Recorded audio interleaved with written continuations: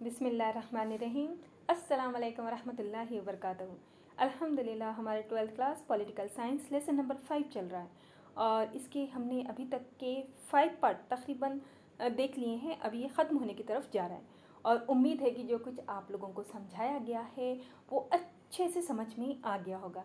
ठीक है, तो चलिए बढ़ते हैं हम आगे। आज हमारा जो देखना है हमारे लेसन आज के दौर का भारत, बेहतर हुक्मरानी, और हम देख रहे हैं इसमें कैरेक्टरिस्टिक्स ऑफ गुड गवर्नेंस। ठीक है, हमने इसके अभी तक के जो देख लिए हैं, हमने देखा है कि शराकती होनी चाहिए हुकूमत।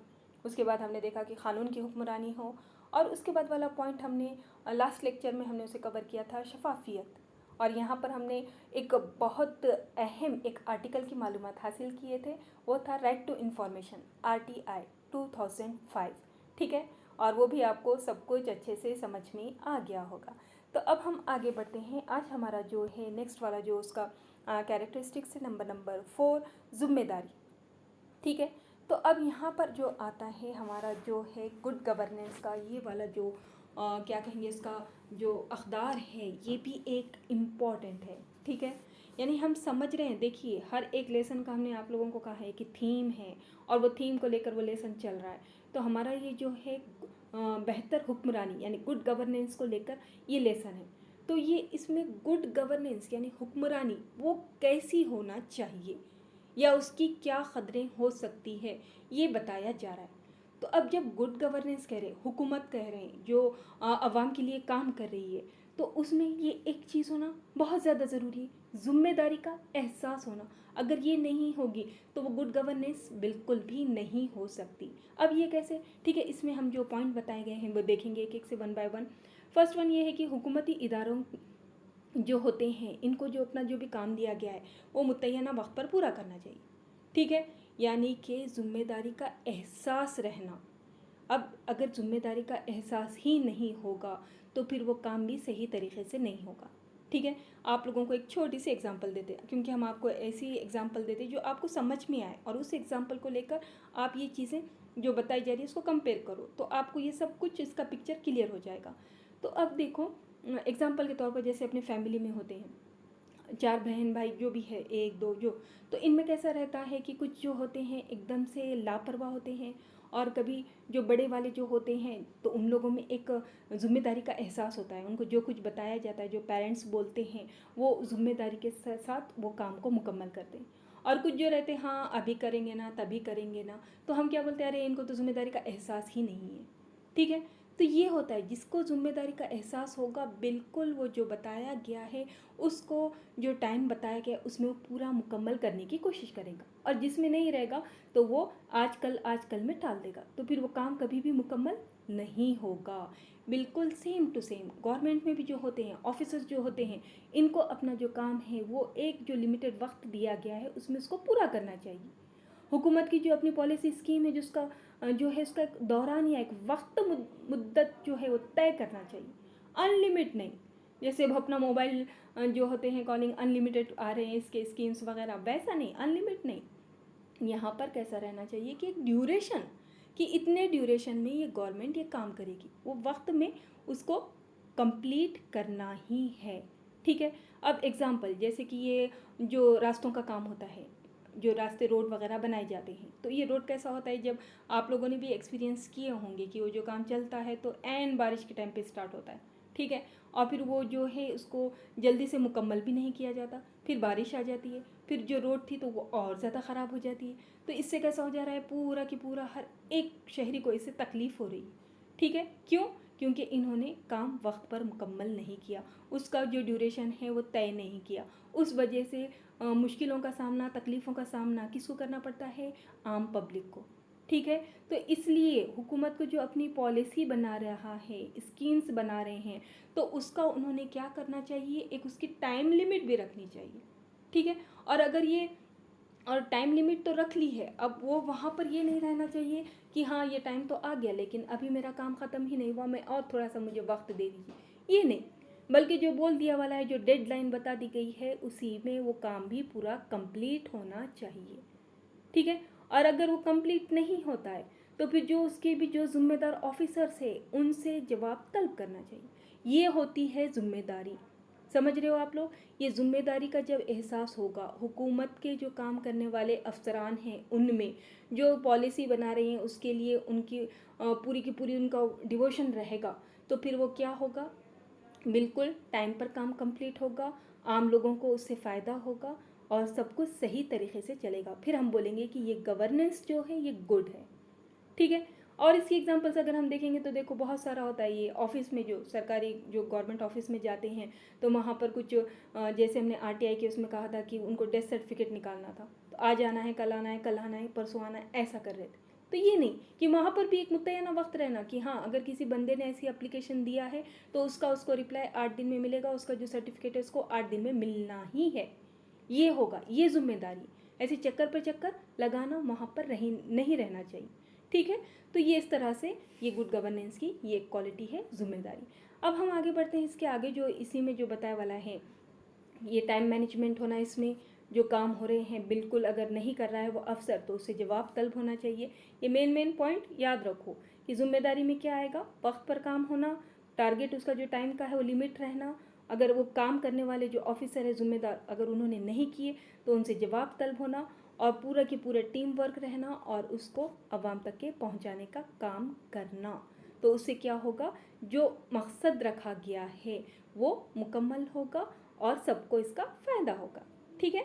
अब आते हैं हम इसके बाद वाला जो है हमारा जो गुड गवर्नेंस का नेक्स्ट वाला है कि वो इत्तेफाक़ी राय पर मबनी फैसले, उसके जो फैसले लिए जाते हैं तो वो कैसे फैसले लेने चाहिए कि वो सबके यानी कि सबकी उसके ऊपर राय रहना, वो एक राय के साथ लिए जाने चाहिए।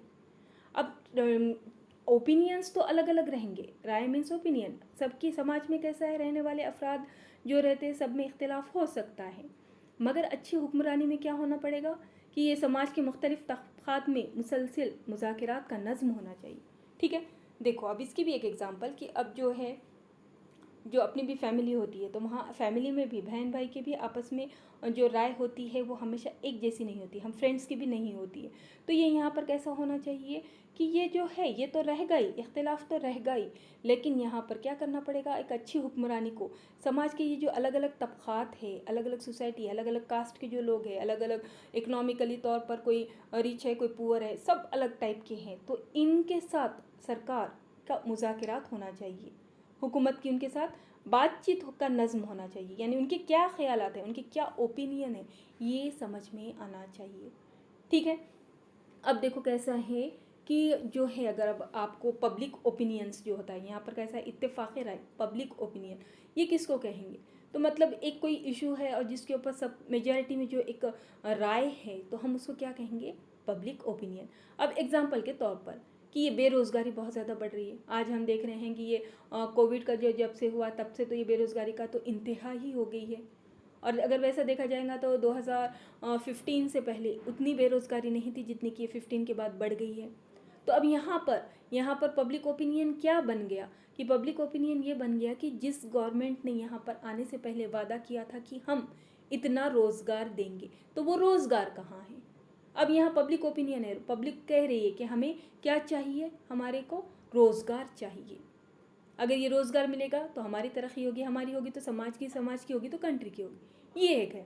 तो अब यहाँ पर क्या हो जाता है, अब ये यहाँ पर रियासत को जो कोई भी फैसले लेने से पहले क्या करना पड़ेगा, ये अवाम की राय ये वगैरह देखना होगा और उनके मुताबिक उसको पॉलिसीज़ बनाना पड़ेगी।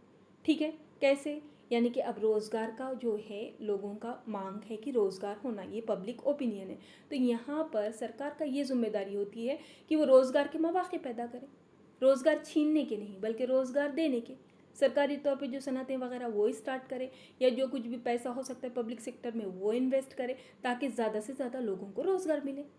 अब यही गवर्नमेंट जो थी, ये गवर्नमेंट जो है मनरेगा एक स्कीम है जो पिछली गवर्नमेंट की चलाई हुई थी, तो उसकी सख्त उसके ऊपर तनकीदें करती थी, जिसमें कैसा है कि साल के कुछ दिन जो गरीब लोग हैं उनको रोज़गार मुहैया करवाना सरकार की जिम्मेदारी। ठीक है। तो अब यहाँ पर वही जो है मनरेगा स्कीम ये वाली गवर्नमेंट भी फॉलो कर रही है ताकि लोगों को रोज़गार मिले। क्यों कर रही है ये, क्योंकि ये पब्लिक ओपिनियन है, ये इत्तेफाक राय है कि रोज़गार मिलना है। ठीक है। तो इस तरह से ये मुज़ाकरात का जब नज़्म होगा, जब अवामी राय मशवरे लिए जाएंगे तो फिर उनके हक़ में सही फैसले होंगे। ठीक है, हमारे पास डेमोक्रेसी है, हम बार बार कहते हैं आपको, और यहाँ पर जो भी होता है अवाम मरकज़ में होती है और अवाम के अतराफ़ ही तमाम काम होते हैं हुकूमत के।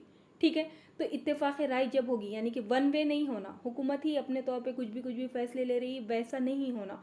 फॉर एग्ज़ाम्पल जो अभी जो चल रहा है, किसान जो पिछले साल से दिल्ली में बैठे हैं, ठीक है, क्यों बैठे हुए हैं? उनके लिए जो कानून बनाया गया वो उनको बिल्कुल पसंद नहीं है, उन्हें ये लगता है उसके से उनकी नाइंसाफ़ी हो रही है, उनका नुकसान होगा। तो इतना लंबा ड्यूरेशन चला गया है, लेकिन वो वहाँ से उठे नहीं हैं, क्योंकि उनकी मांग है कि कानून को ख़त्म कर दिया जाए। तो यहाँ पर ये गवर्नमेंट का काम था कि उनकी राय लेना, उनके मशवरे लेना, उनके नुमाइंदों से बातचीत करना। अगर ये बातचीत होती तो फिर उनके जो है उनकी इत्तेफाक राय रहती कि हाँ, अब जब जो लेने को ही तैयार नहीं है, जिसको आप कह रहे हैं कि बहुत आपके फ़ायदे के लिए है, ऐसा है वैसा है, लेकिन वो किसान ही उसको लेने को तैयार नहीं, तो क्यों उनके ऊपर ज़बरदस्ती थोपा जा रहा है? तो यहाँ पर ये गुड गवर्नेंस का ये काम होता है कि अवाम की राय की तरफ तवज्जो दे, उनको समझे और उसके मुताबिक फ़ैसले लिए, अपनी मर्ज़ी से नहीं लें। ठीक है, समझिए आप। और ये जो अमल है इत्तेफाक राय का, तो एक आध पॉलिसी बनाते वक्त तक ही नहीं है, ये हमेशा जारी रखना चाहिए। और अगर ये जारी नहीं रखा गया तो फिर क्या होगा? जैसे किसान आंदोलन कर रहे हैं, इन्वायरमेंट के भी मुतालिक, माहौलियात के मुतालिक भी बहुत सारी तहरीकें हुई है, नर्मदा बचाओ आंदोलन, चिपको आंदोलन, क्योंकि वहाँ पर जो है डैम वगैरह बनाया जा रहा था, जिससे बहुत सारे लोग बेघर होने वाले थे, कुदरती जो थी उसको बहुत ज़्यादा नुकसान पहुँचने वाला था। इसके लिए ये इन्वायरमेंट की जो तहरीकात चलाई गई। ठीक है, तो यहाँ पर भी सरकार का ये काम रहता है कि वो देखे कि हाँ, ओपिनियन क्या है, वो चाह रही है कि वहाँ पर ये होना है, मेजॉरिटी पीपल का क्या सोच है, और उसको सोचते हुए वो स्कीम बनाए, तो फिर एक स्मूथली मुल्क के सब कुछ काम चलेगा। लेकिन हर जगह अवाम के अगेंस्ट अगर जाएंगे तो फिर उसका नतीजा क्या होगा कि इस तरह के तहरीकात होंगे, आंदोलन होंगे। ठीक है, समझ रहे हो आप लोग? तो ये होता है इत्तेफाक राय पर मुबनी फ़ैसले, और अगर ये लिए गए तो ही वो जो हुकूमत होती है वो अगले बारी भी चुनकर आ सकती है। इसीलिए जब इलेक्शन आते हैं तो तब है ना, बहुत बड़े बड़े पैकेजेस का ऐलान होता है। ठीक है, आप लोगों ने देखा या नहीं देखा, न्यूज़ देखना चाहिए डेली, कम से कम 15-20 मिनट तो भी आदत डालिए, हैबिट कीजिए। तो कैसा होता है, जैसे इलेक्शन करीब आते हैं तो हाँ, ये फ़लाँ इलाके के लिए हमने इतना पैसा, वहाँ पर इतने हॉस्पिटल्स बनाएंगे, वहाँ पर इतने स्कूल खोलेंगे, ये वो, क्योंकि पब्लिक का ऐसा मांग है, हम इतना रोज़गार देंगे। क्यों? क्योंकि उन्होंने देखते हैं इत्तेफाक राय क्या है, पब्लिक ओपिनियन क्या है, पूरा उसकी डीपली स्टडी की जाती है। वो जो नब्ज़ होती है कमज़ोर, उसको पकड़ा जाता है और उसके मुताबिक बहुत सारे वादे किए जाते हैं। ठीक है, क्योंकि अगर वो उस तरह से अगर करेगी तो फिर वो नेक्स्ट आ सकती है, वरना फिर उनको दोबारा हुकूमत नहीं मिलती। तो इस तरह इत्तेफाक राय पर गुड गवर्नेंस अगर है तो उनको क्या करना पड़ता है? इत्तेफाक राय पर मुबनी फ़ैसले लेना पड़ता है, सोचना होता है आम लोग क्या चाहते हैं, और उनसे मशवरा भी लेना है और उसके मुताबिक फ़ैसले भी करना है। और ये जो मामला है, ये इत्तेफाक राय के अमल को ये हमेशा कंटिन्यूस जारी रखना है। ठीक है, तो समझ गए होंगे आप लोग। ये अभी आज जो हमने गुड गवर्नेंस की जो दो आप लोगों को कैरेक्टरिस्टिक्स बताए हैं, आपकी उम्मीद है कि अच्छे से समझ में आ गए होंगे। ठीक है, तो इसका आगे का जो है वो इंशाल्लाह हम नेक्स्ट लेक्चर में देखेंगे। लेकिन अगर अभी का समझाया हुआ आपको 1% भी समझ में आया होगा तो प्लीज़ नमाज और कुरान को अपना बेहतरीन दोस्त बनाइए, और सबको, पूरी उम्मत मोहम्मदिया को, एनिमल्स के साथ पूरों को, सबको दुआओं में याद रखिए। ठीक है, फिर अस्सलाम वालेकुम रहमतुल्लाहि व बरकातहू।